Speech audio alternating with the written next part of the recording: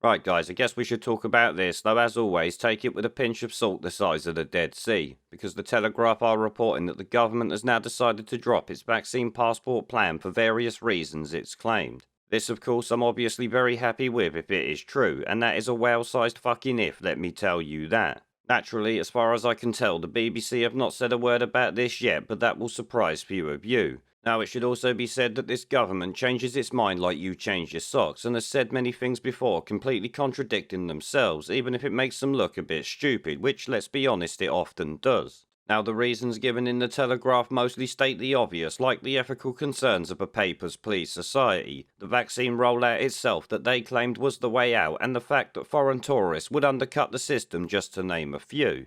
At the end of the day, the only benefits I see in this system is tracking people's movements ready for a social credit system, which is also part of why I don't think it's dead in the water yet. Hence, all the salt in the Dead Sea should be taken in regards to this entire article. Personally, I hope it's true, but a big part of me expects it to come back with a new name and a new spin. This we have seen happen with other things over the past year. Obviously, though, this news is going to piss off some of the lockdown-loving tosspots, you know, the ones who scream for these lunatic ideas to be implemented because they love the communist lunacy Boris Johnson is taking part in here.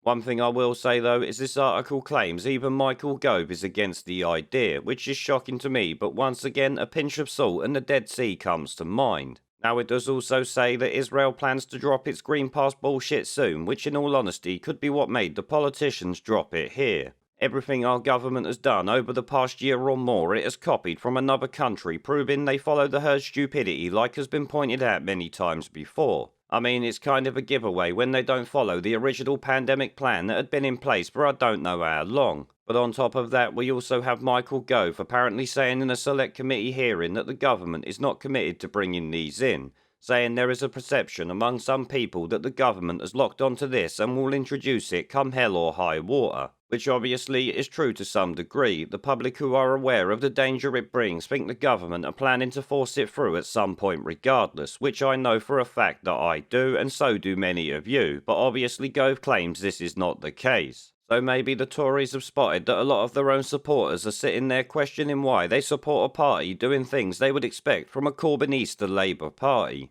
In fact, some are saying to me that Boris is going beyond even what they thought Corbyn would do, and in some ways I actually agree with them. But I always remind them there is no telling what lunacy Corbyn and his merry band of fuckpigs would have done, so that is a dangerous reality to wish for in my mind. Much like any reality that has a papers please vaccine passport society, let me tell you that. But to finish up, once again, I'm going to tell you to take everything said in this article with a massive fucking pinch of salt.